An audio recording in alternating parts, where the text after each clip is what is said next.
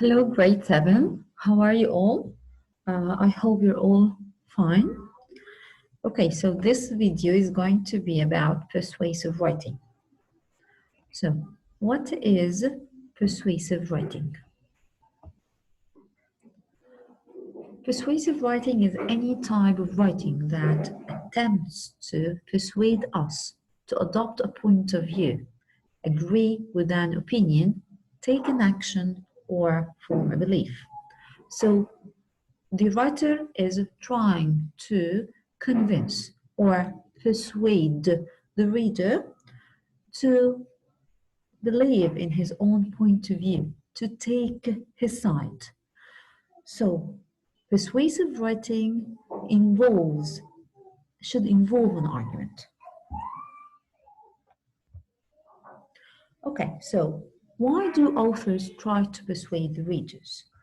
Like we said before, they try to change the reader's mind or to keep readers following him as a writer, to raise money, to support a cause, or for his article or book to be a bestseller, or to buy a product. Okay, so there are different types of persuasive writing. What are these types? Okay, letters, persuasive letters that could be found in a newspaper, TV, radio, and internet advertisements, book blurbs, flyers posted through a letterbox, flyers that could be distributed among people in the streets, holiday brochures, articles in a magazine or in a newspaper or online, shopping catalogs, billboards and posters on the streets, for example, movie trailers. Book review is a type of persuasive writing. Also, speeches are type of persuasive writing. Okay, so when we start writing persuasive writing, what techniques do we use? As you can see here, the word here in red, persuade, is going to make life easier for you. So the P stands for power of 3. Okay, so what is power 3? Including lists of 3 items, 3 reasons in your writing, or maybe 3 adjectives. Okay, so any 3 items that form a list could be called power of 3. Also, emotive language. Emotive language is words, phrases, and imagery that arouse an emotional response. Okay, so the writer is trying to play on the emotions of the reader to make him believe in his own point of view. So he's actually trying to get a certain response from the reader. So he uses emotive language. Rhetorical questions. Rhetorical questions are questions to get your audience thinking. They don't require an answer. The writer is just trying to engage the reader by just asking him a certain question. Okay, so he's just trying to make the reader wonder about the issue. Say again. By say again here, it means repetition. Repetition is repeating the same word, phrase, or idea more than once for emphasis. So maybe the writer would repeat the same words, the same phrases over and over. Why? They're just trying to put emphasis on it, to convince the reader more with his own point of view. Okay, so repeating the same word over and over would actually convince the reader with your own point of view. Undermine opposing views. So what does undermine opposing views mean here? So here is it is to criticize the opposing argument. So in order to make the reader convinced with his own point of view, he's going to undermine or criticize the opposing argument in order to make readers believe in his own point of view. Anecdote. What is anecdote? Anecdotes are little stories told by the reader to illustrate a point, to support an argument. Okay? So anecdotes actually work as an evidence, as a support for an argument said by the reader, by the writer. Okay? So for example, if the writer is writing an argument and he needs a support and evidence for his argument. So maybe he would use anecdotes, which is just a little story that is told to prove his own point of view or his argument that he already said. Direct address. Direct address is to involve your audience by speaking to them directly using personal pronouns and shared experiences. So you need to make the reader feel friendly. So we use personal pronouns to speak to them directly. Exaggeration. Okay, so exaggeration is another technique used in persuasive writing. Okay, it is to be over the top, okay, to get a point across, to exaggerate, to say something more than it really is, okay, to just prove a certain point of view. Okay, so if these four tools used in persuasive writing are very important, here I just need you to read the examples, some examples about them. So like we said, rhetorical questions are questions that don't need to have an answer. They get the reader thinking about your point of view. For example, how could you sit back and let this injustice continue? How would you feel if you were in this position? So does the writer need an answer? No, he doesn't need an answer. He's just trying to make his readers wonder about the situation or about his point of view. Emotive language. Emotive language is powerful descriptive language that involves the reader and makes them feel different emotions as they read. For example, horrific, devastating, soul crushing, terrifying, abysmal, joyful, ecstatic, thrilling, adrenaline. All these words or phrases work as emotive language just to try to get an emotional response from the reader. Exaggeration. Exaggeration is a statement that is over the top and makes the situation seem worse or better than it is. For example, if you don't do something, all the animals will die a devastating death. Just thinking about this horror makes me want to explode. Is he really going to explode? No, he's just exaggerating. Okay, he's trying to prove his point of view, so he's just saying something over the top. Facts and statistics. Of course, if you're writing if you're writing an argument and you're trying to provide an evidence or support for it, you can use facts and statistics. Facts and statistics include information that has been proven and has evidence to back it up. You use facts and statistics to make your piece more believable and reinforce your point. For example, on average, only 3 people die per year from shark attacks. There are 160,000 fast food restaurants in America. So these are facts, proven facts, to support your point of view. Okay, so these are more examples for some techniques.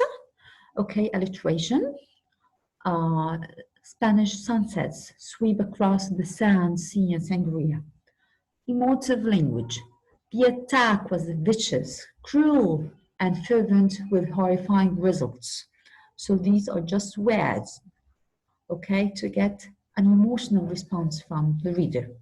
Opinions. So the writer can actually state his opinion, okay, in order uh, uh, to persuade the reader. I believe that, in my opinion, I think that, I feel all these phrases can work as a big an opening sentence or an opening phrase for his own point of view. Also, the writer could use humor in his writing to persuade the writer.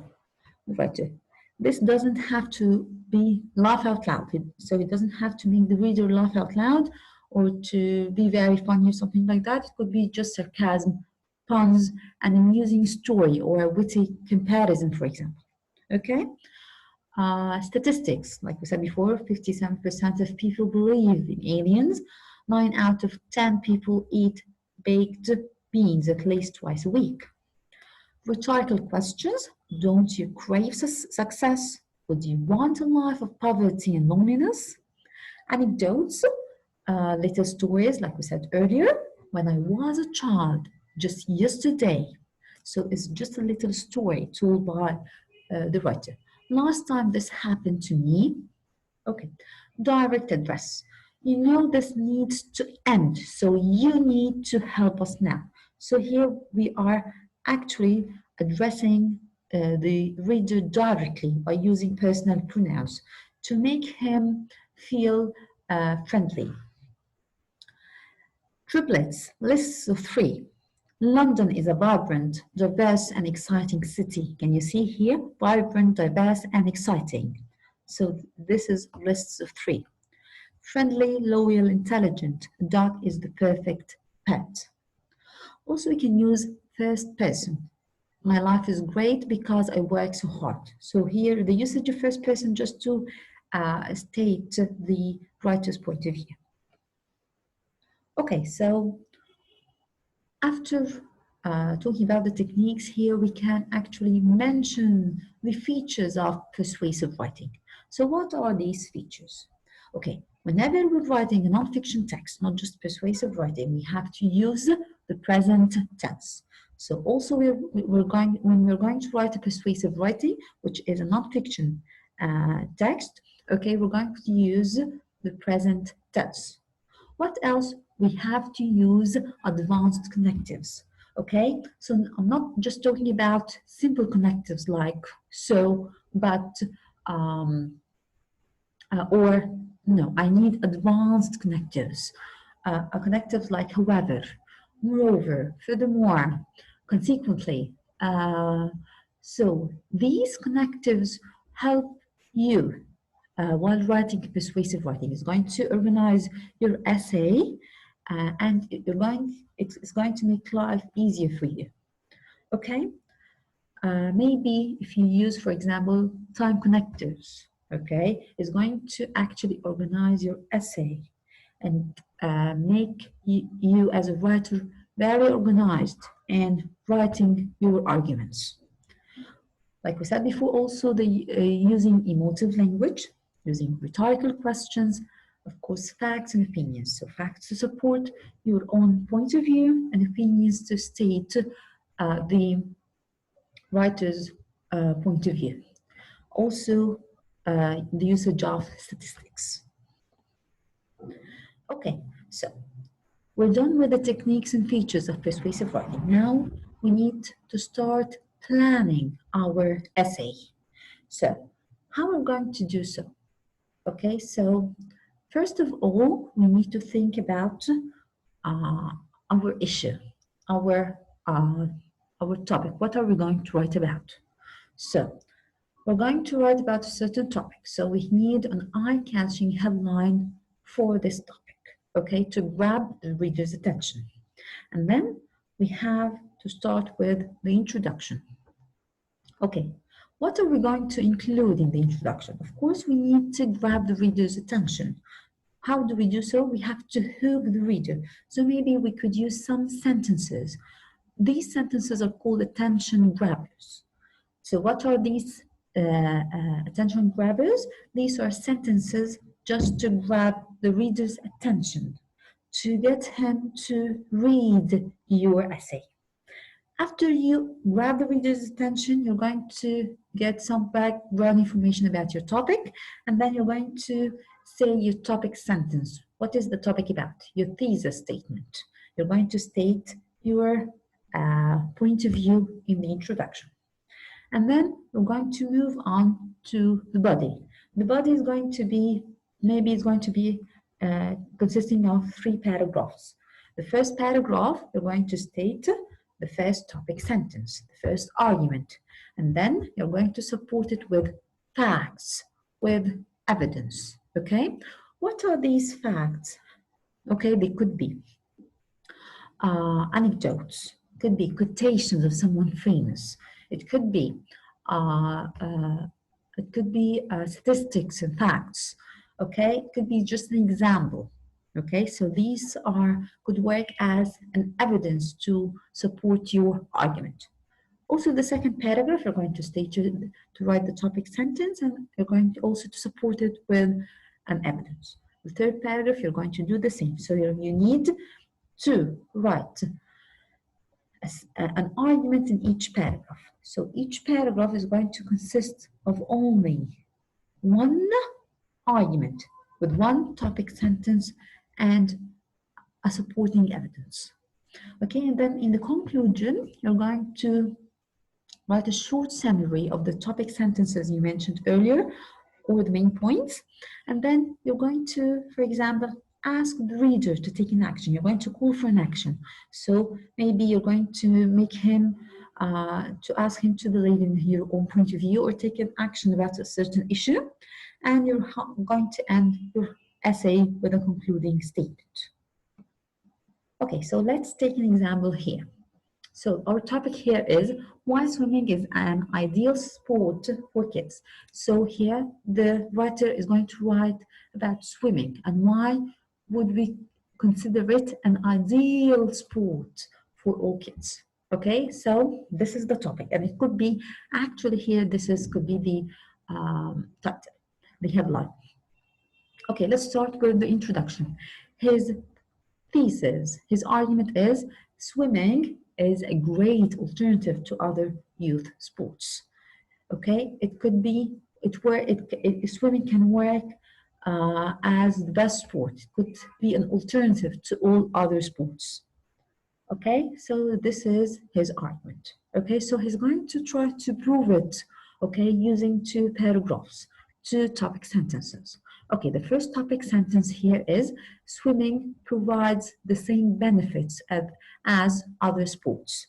Okay, detail 1, or we can say here, evidence 1, it is good exercise and builds muscular strength.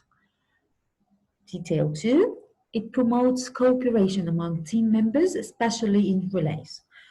So here, we have 2 supporting evidence, 2 supporting pieces of evidence to support the first topic sentence.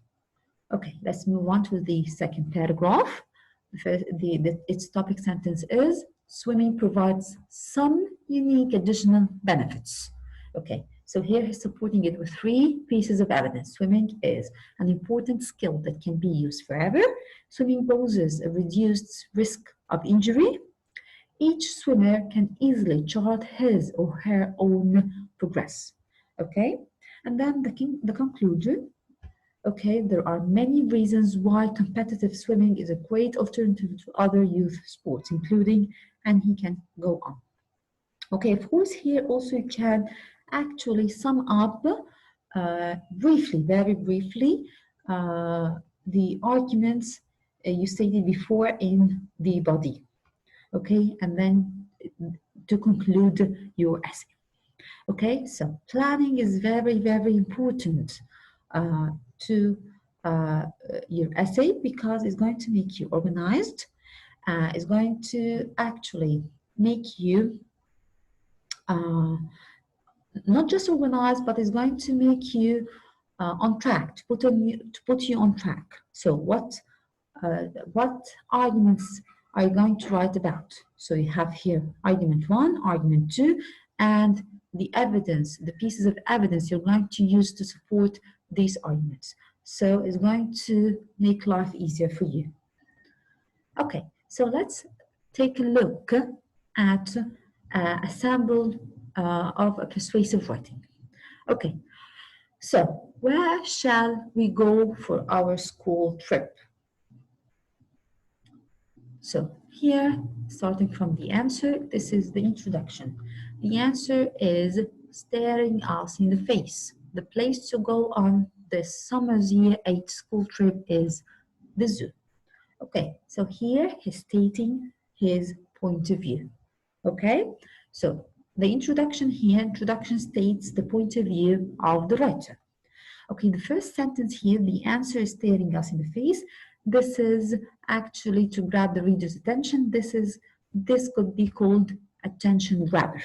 You're just trying to grab the reader's attention. Okay, then let's move on to the body. Okay, first, like we said, here to organize his essay, he used time connectors. First, organized a sequence of arguments. So he has the first argument, first paragraph, second argument, the second paragraph, and third argument in the third paragraph. So he uses time connectors, first, second, and third. So first is not too far from school. Surely no one wants to waste half the day sitting in a smelly, bumpy old couch. So here he uses persuasive devices, surely. And of course, like we said before about the features of persuasive writing, he said written in the present tense. Okay, let's move on to the second paragraph. Second, there is something interesting for everyone. There are all sorts of animals, fishes, birds, and reptiles. The zoo also has beautiful gardens, bushwalk, and an adventure area. We will have a good time even if it rains because many of the animals are kept indoors. So as you can see here, he stated his second argument here. There is something interesting for everyone. Okay, this is his topic sentence for this paragraph. And then he supported it with explanation and detail.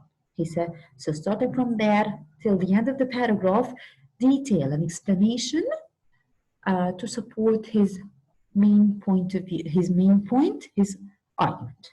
Okay, moving on to the third paragraph. Third, it would be a popular choice.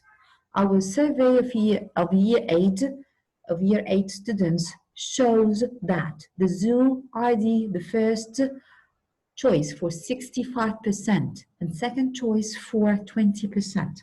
Only 3 children did not want to go to the zoo. Okay, so here his third argument is it would be a popular choice. This is his third argument. His support is, so the writer here uses actually factual evidence to support his point of view. What does he use? He uses statistics and facts to work as an evidence for his third argument. Okay? And then at the end, the conclusion, 3 good reasons for choosing the zoo. Why think about anywhere else? So here he uses a rhetorical question to engage the reader, to make them wonder about his issue. Okay, so the conclusion actually summarizes the point of view. But I think here that you could have provided a more interesting conclusion. The conclusion here is too short. Okay, also here he uses linking words like because, but I think also the essay needs more advanced connectives. Okay, so I think here that he could have used more advanced connectives. He could have used more evidence to support the first argument is not far from school. Okay, because actually the paragraph is too short and the evidence is not very convincing. Okay, so this is just a sample for persuasive essay, but I'm sure you can write a better one yourselves. Okay, so like we said before, persuasive essays uh, should actually work as or the purpose is to persuade the reader with the writer's own point of view. So they are specifically written to make the reader uh, take the writer's side, to believe in his point of view. Okay, so this is all about persuasive writing. I hope this video is video is beneficial for you all, grade 7. Good luck.